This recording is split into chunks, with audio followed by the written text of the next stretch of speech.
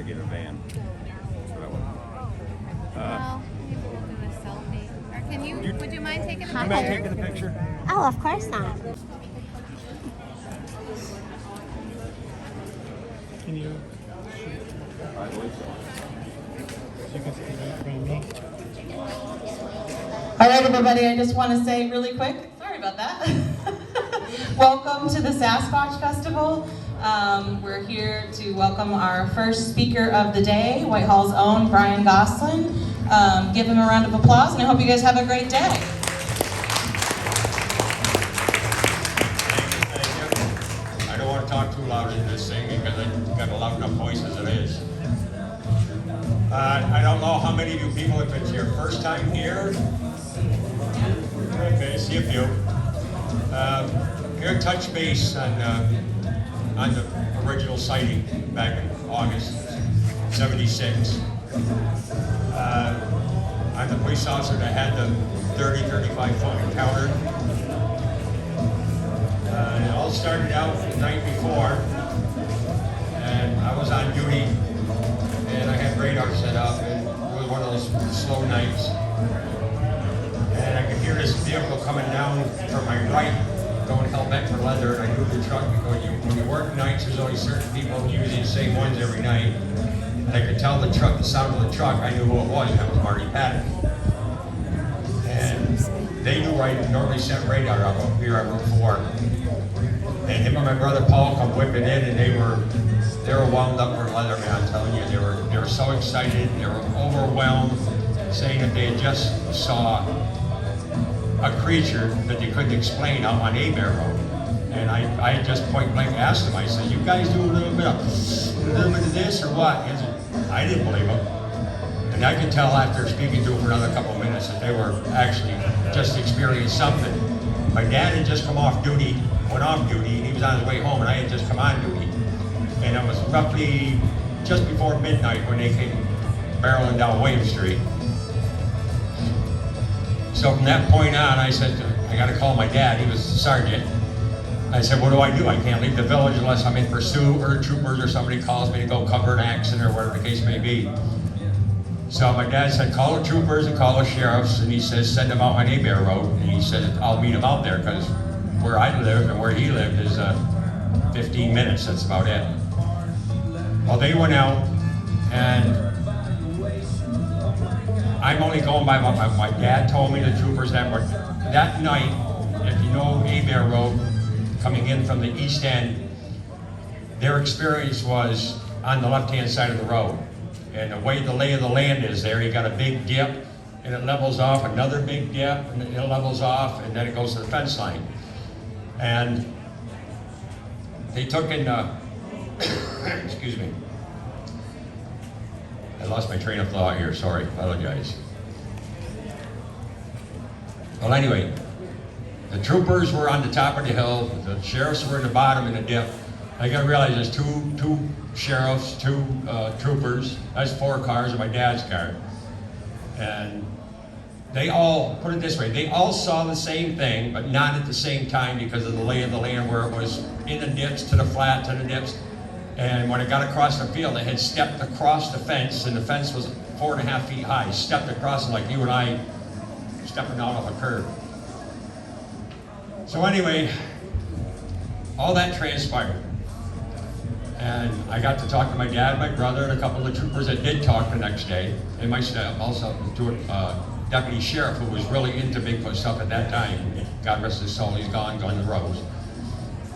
So that was a Monday night. Tuesday night is my only night off on the PD. I work 6 nights a week. And I had a state trooper that was on duty. He says, come on, he says, I want to go out on Abair Road. He says, and see if we can come up with something. I said, I'll go with you. I got nothing else better to do. I'm used to being up all night anyway.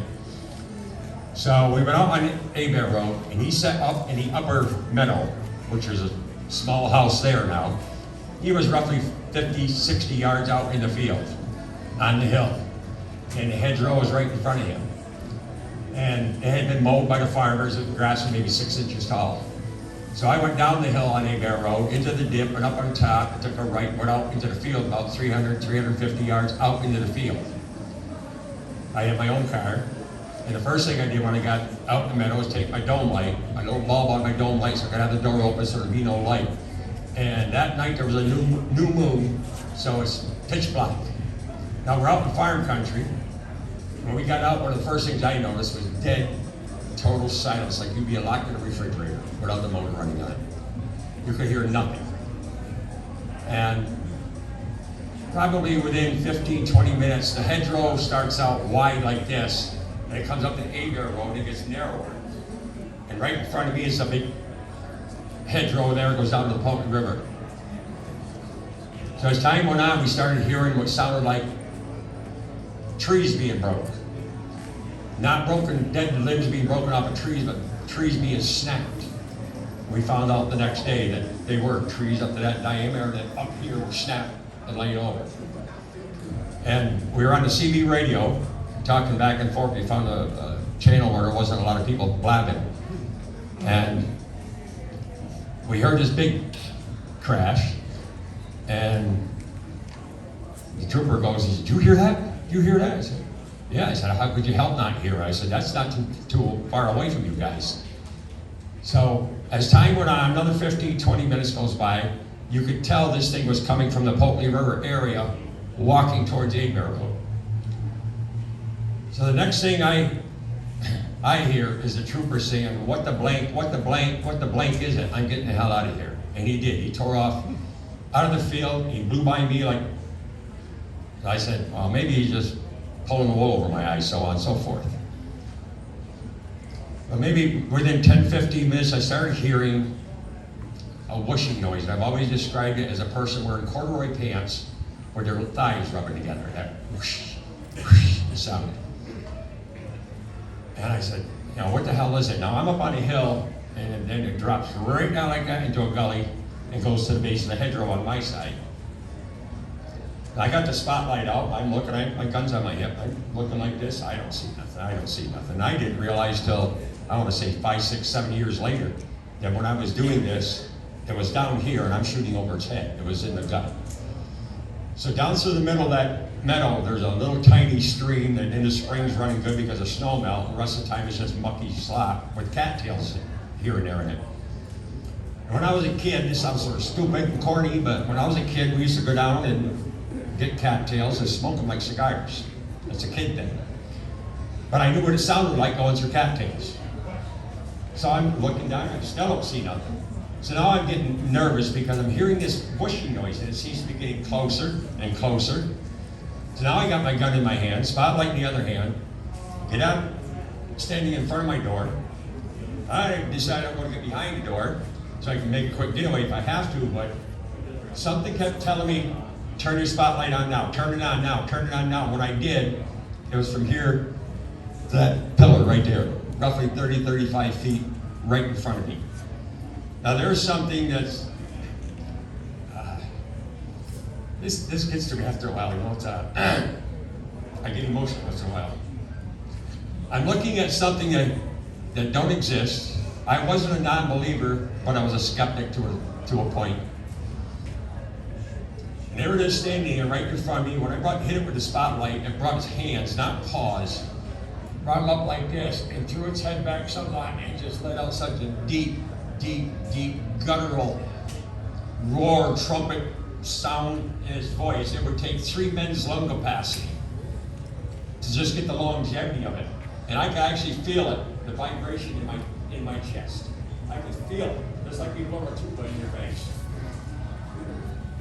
And as it brought its hands up, it was turning to its left. And that's when I noticed the hair, just like on an orangutan hanging down. It was long hair, it was a reddish tint to it, but it was mostly blackish red color.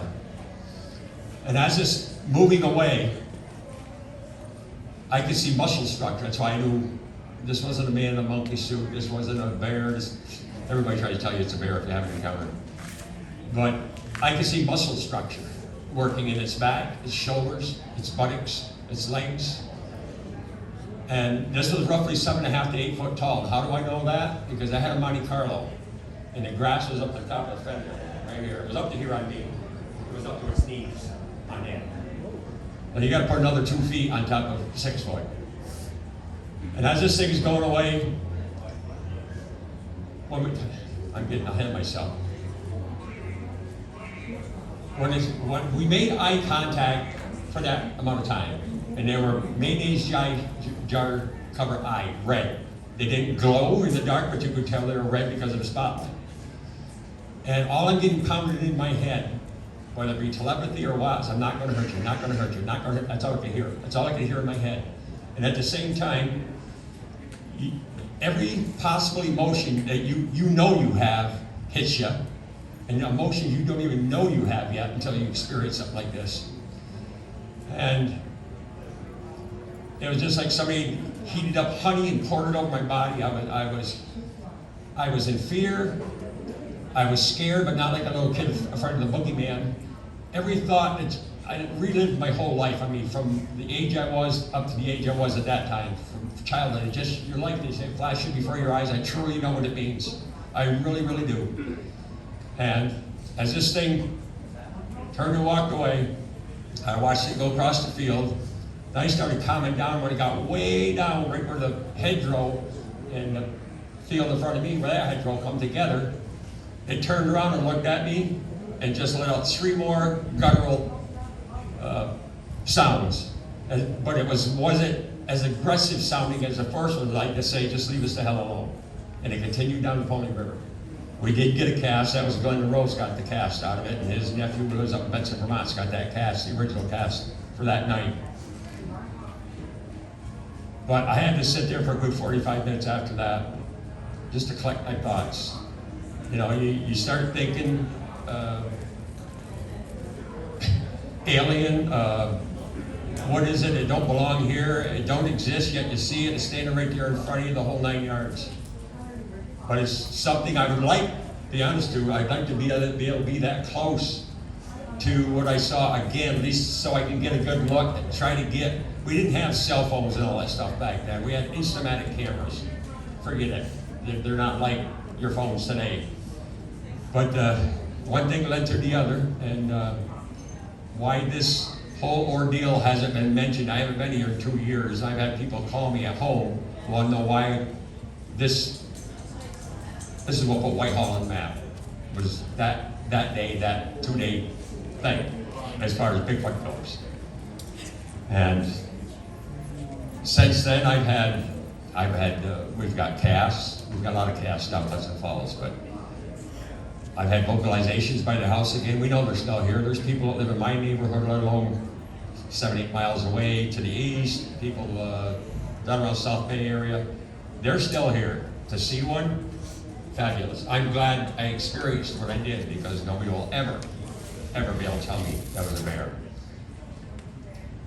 And it's just been ongoing since then. We're trying like the Dickens to find evidence.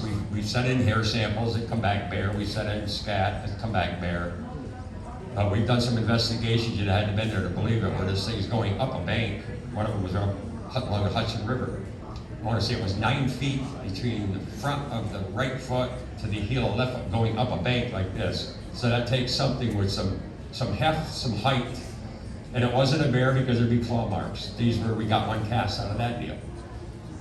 But that's the gist of it. And if anybody's got any questions, I'd be more than happy to answer the best I can. No, I was shaking so bad I probably would have hit the damn thing anyway. But as a police officer, even as a plain human being, if you don't understand something, you don't kill it. All I can hear in my head is, I'm not going to hurt you. And if it wanted me, it probably could have had me. Because if it had come towards me, I probably would have jumped in the car. Maybe I would have. I don't know, because if it had started moving towards me, I don't know what would have happened, because it didn't happen, thank God. I could have shot. Yes, I could have. I never did. I've been asked the same thing. I said, I don't know what it is. It doesn't mean you should go up and shoot it. You know? You were with some other patrolmen, right, on that evening? That evening, yes. I was just curious, I know they kind of like faded into the background, but did you ever talk to them more about what happened that night since they were with you? Thanks for bringing that up. That's one thing I forgot to mention. The trooper that was out there that night when he left, he said, I don't know if anybody remembers the Silver Dagger, it used to be right here in Whitehall, but it's been 45 minutes had passed. So I went to the Silver Dagger, I was gonna have a cup of coffee, and I walked in the front door, and Mrs. Wilbur was the waitress that night. She was a big Amazon girl. And she said, what's the matter with Jim? I said, why? He said, he's out there shaking like a leaf, and he said, he won't talk to anybody, he just won't do that. I said, just something that happened earlier. I said, I'll tell you later. So, when I went out, I looked at him, he's sitting at the table, he was still shaking like that. Now, I've been out there almost an hour longer than he had that. Coffee on spilled on the table, the whole 9 yards. I looked at him 3 times and I hollered to him, Jim, what did you see? He just looked up at me, I didn't see him. That was the last I heard of him. He's a retired trooper now. And his partner the next night, who still lives here in Whitehall, and his wife, real nice guy, Johnny Peterson. It was just last January. His wife and him were sitting at the cash register of the Big Apple Diner, and I was sitting there, and I see her give him an elbow and said, tell Brian what you told me last night. He just shook his head. She said, tell Brian what you told me last night. So, he said, you got a minute? I got all the time in the world. We went and sat at the table, and he says, remember that night with the up in Abair Road? Well, the next night, I was a senior officer. Jim was still on duty that night with him.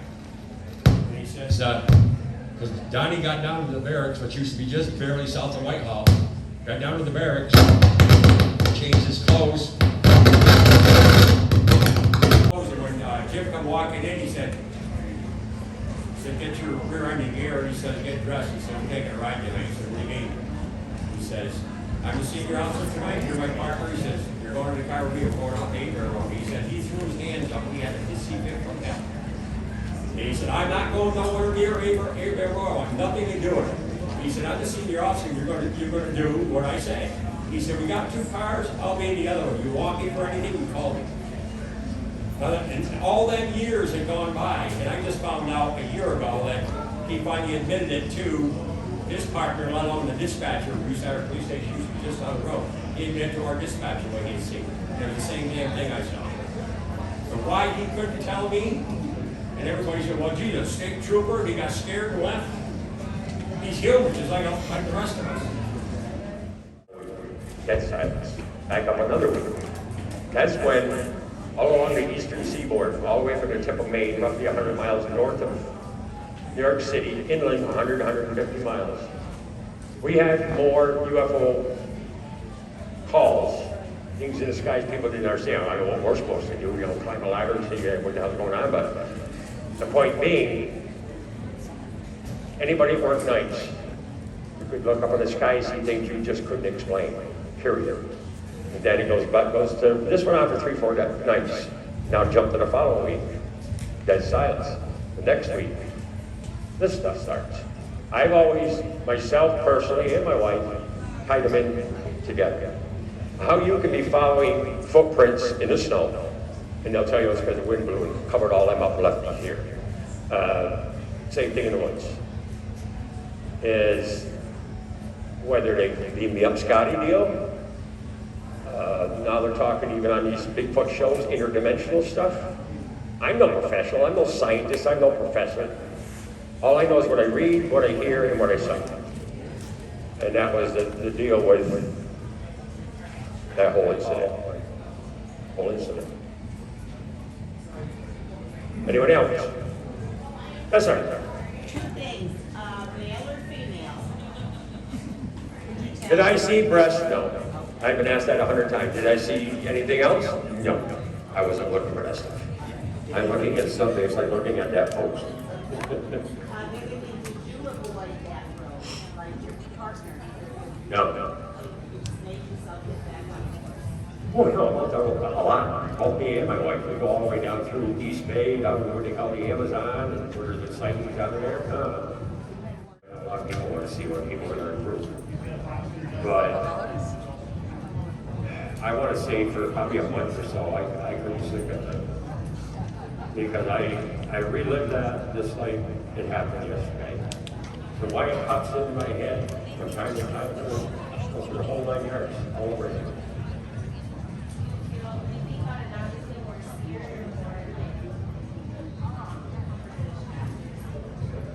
Comforted. I know, people have actually grasped the fact that there are UFOs because of what the military has been putting out with the Nimitz and all that stuff, and they deal up there in California. And I don't understand why it's so hard for people to grasp the fact that these things exist. And they go back hundreds of years with the Indians and the Green Mountain Boys going down to fight and all this stuff. It's all in the British, it's all in their ledgers and everything else. And they got 999 different names for it, but it all boils down to the same thing. So, did they were that many bears running around back then too? Did they ever see bears like this? Pretty cool.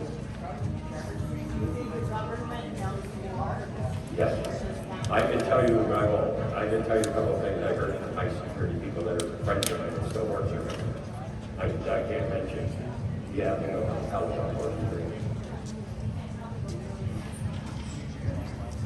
Well, that's what they say, but people are finally grasping the fact. Like I said, now they started releasing UFOs. But I have always said, once they started releasing the evidence, I might put the scary in some of these. The government, our own government, is preparing us for something very close in the future. Why aren't they seeing dozens and dozens of these things every day? You know that on the eastern seaboard, they chase more UFOs on the eastern seaboard than any place else in this country? Oh yeah. This is all documented stuff. But the one cast that I got, the big one I got out there is over 18 inches. He was a true non-believer. And 3 years ago, it was 3 years ago, 3.5 years ago, we had he lives on the southeast corner of the Westmont ski area. He had 2 young grandchildren playing in the snow. I think he said the oldest one was 6 or 7. They come in and got a hold of grandfather. Grandpa. He says there's Bigfoot tracks in our yard. He said, I don't want to play build a snowman or something. So the next morning, he got up and he's got a good-sized dog of his kind of good-sized dog.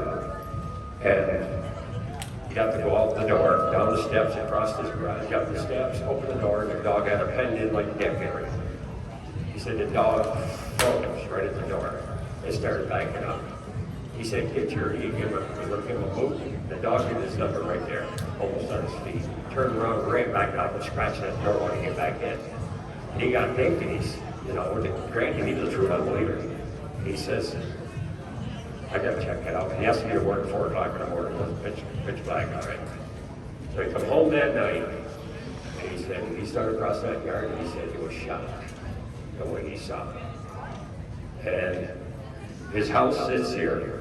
On this end of his house, he's got a swimming pool, but his whole property's fenced in with that privacy fence, except for the right-hand side. Well, he got a hold of me. This was like, I want to say 3 weeks or so after the initial incident. And he said the dog, it took him better than a week to get the dog to start going outside again. No more odor, I guess you could say. So he finally called me. He said, I was looking for somebody to call me. He said, I found you on the computer. So I called him, and I went down there. He said, I want you to walk around the perimeter of my house with me. He said, walk down by the pool, and he says, tell me what you see. Well, he'd already told me the story about the kids and stuff, right?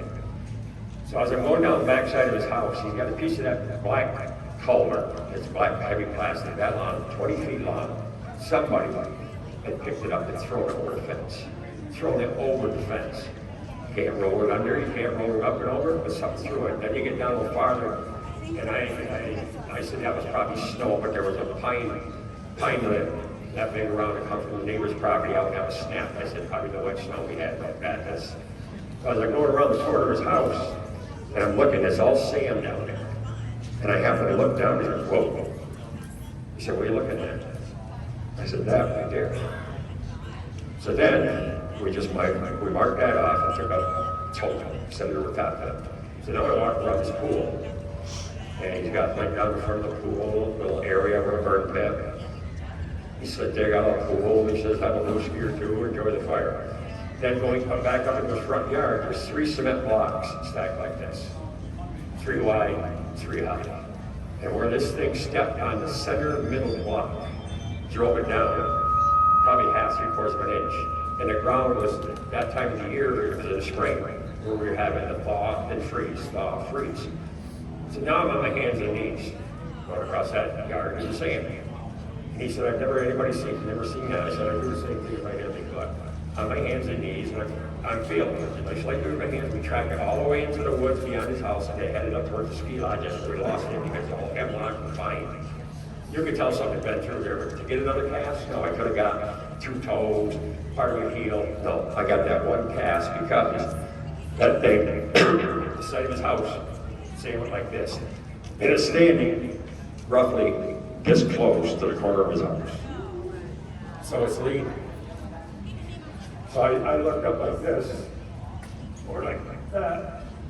There's a handprint up there.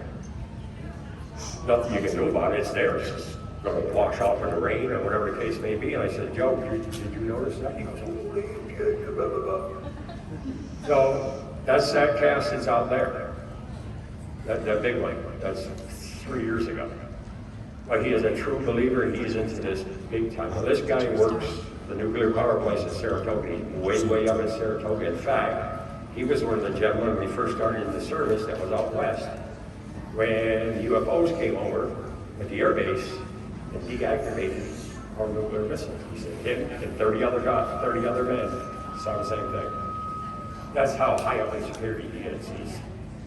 But he's a true believer though. Creepy to think that it has been sneaking around maybe Washington. Yeah, but he said his dog was going crazy every other night. He said he heard a few times he heard a thump and all that stuff. I said, well, some of the thumps could have been that culvert being thrown over now. Now that culvert had to go 400, 500 pounds. The kids sure didn't do it. Don't know, I have no idea. Anyone else? Hey, how you doing, man? So Brian, obviously this has had a big impact on your life, your experience, and a lot of times when people come forward with their stories, you get a positive reaction, but there's the other side where you can get the negative, the ridicule. My question is, if you could go back in time to that night on Abair Road, would you rather have not seen this? For a while, yeah. Because in the very beginning, me and the Gosselin family, no mention of all the troopers and sheriffs or nobody else. We were made fun of. I had to have my phone disconnected, or change my number, excuse me, change my phone number. I threw some news people right out of my house when I lived here in the village. And people making fun of us.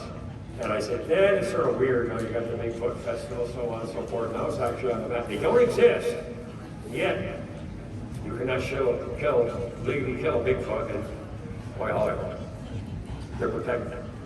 What are you protected if they don't exist? Start with. So a follow-up question, now that it's kind of mainstream and there's a festival here, some of those people who were ridiculing you back then, do you see them stepping out now and taking part? No, it was sort of weird in the sense that one guy that really rises bad, and he still did up to 10 years ago. I think it was the year before the festival started, they had doings here. He had little Sasquatches and stuff all for sale. And there was I didn't come back, there was the Indian powwow, that's what was going on here. And I walked up to him and I looked at him and he said, hey, Brian, how you doing? And there was an Indian lady there, she picked up one of the statues. I said, that's sort of weird. I won't say his name. I said, you're one of the ones that used to make so much fun of us and anybody involved in this whole ordeal. And here you are, wearing statues, selling them, and Sasquatch stuff. And I said, what a hypocrite. And I walked away. We got a hold of me a couple days later, he says, don't you ever do that to me again. I said, you're damn lucky I didn't tell people exactly what you want. Reports of sightings, not here, up north. Mobilization, gas, now mobilizations in the late spring, early summer on the east side of the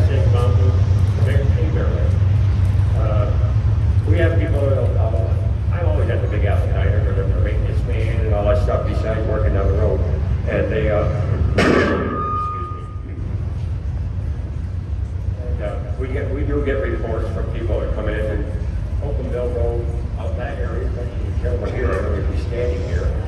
There's two gentlemen that live out there. See, there's something going on out there, and then there's a young couple up there. They're all on the same ridge. If it's not on one side of the mountain, it's on the other side of the mountain. A lot of people don't know who to call. They go on the computer, look for this one, look for that one, can't find them. So that's why I have the little cards out there. It's my name and my home phone number. If you see something tonight, I'll be there shortly after the call. That's the way I work. In the wintertime, do you think they're using a cave system? That's where I am Buffalo. I still think they're Buffalo. They still got to eat. Do they hibernate? I don't believe so. I mean, it all depends what show you watch on TV. If you get up there with a rock band at 2 o'clock in the morning on the side hill, and sit on the power line, and you're scrubbing it. Bigfoot loves that, or get yourself a little dull crib there and throw a crying baby go over every kick every once in a while. Yeah. Oh, Sasquatch loves that too. That's what I say about that program, cartoons.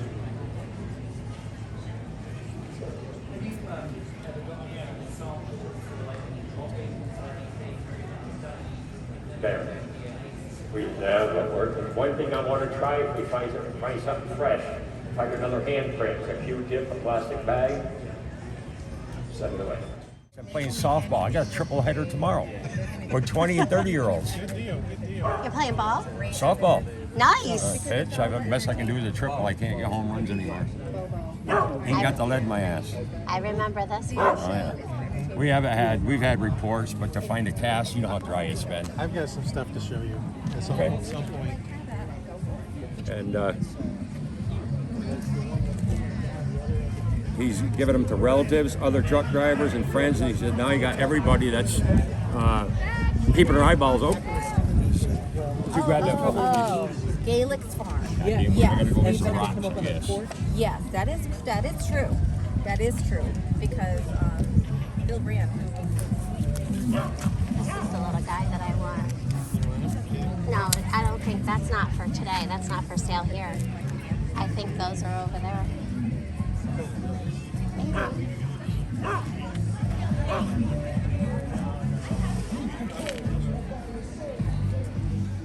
Sure.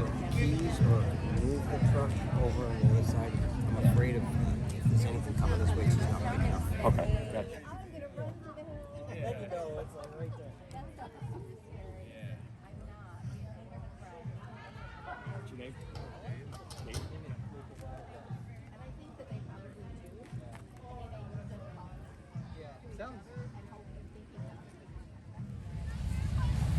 These are fun. We're looking it up. It's like go to hospital. Get stung by it. Not to mention that's what they say. They go right into it. So I waited one night. So the wasp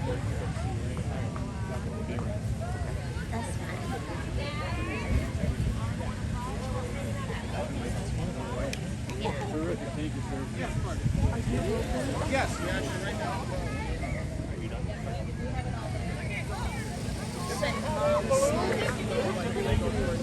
That's cool, yeah.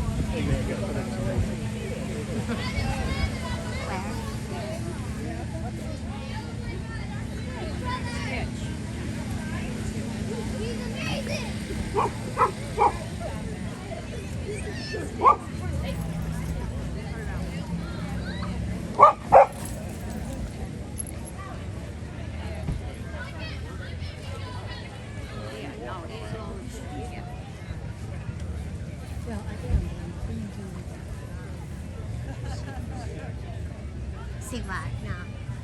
Not yet.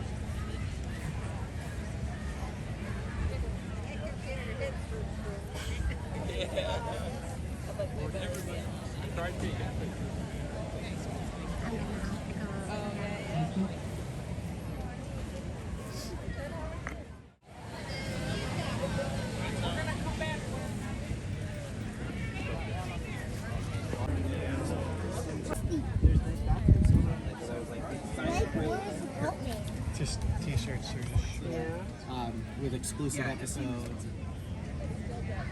No, like Landon doesn't know how to start.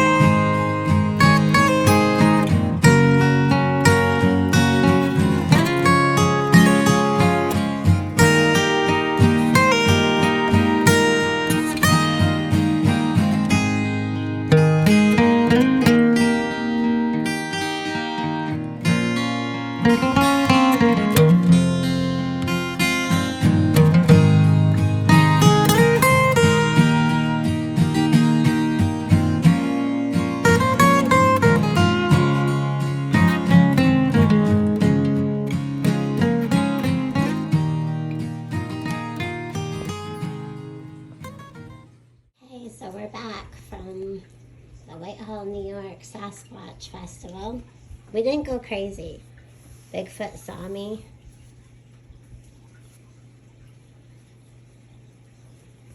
Yep. So it's got the nice, it's really soft too. It's got the sleeves and the collar, and then stranger things have happened. This one's super soft. And then we got, I have a t-shirt like this, and it says, "Into the forest I go to lose my mind and find my soul." And then Bigfoot got this one this year. And this is the manor that you guys may have seen last year in our video. This is some honey from New York. If I can get it to focus. So that'll be good. And then this is homemade sweet red pepper jelly, made with love by Mountain Brook Clemens, New York. It's the same place where we got the honey. We got some stickers. Of course, we got some cards. These I have plans for, so this comes off and it's just the silhouette of the Bigfoot. So I'm going to be doing a project with both of those. Bigfoot picked out this one.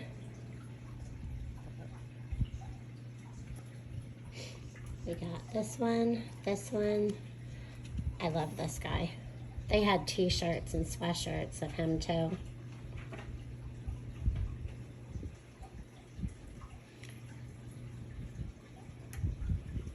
Then we got, placed him here, but we got this one. And he's cute. These are handmade.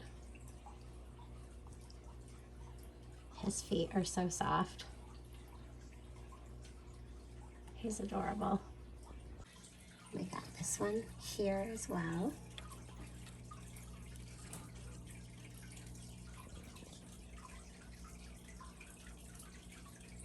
Bigfoot Maple wasn't here this year, so we're gonna have to order our syrup. So I'm glad I got this last year when I did.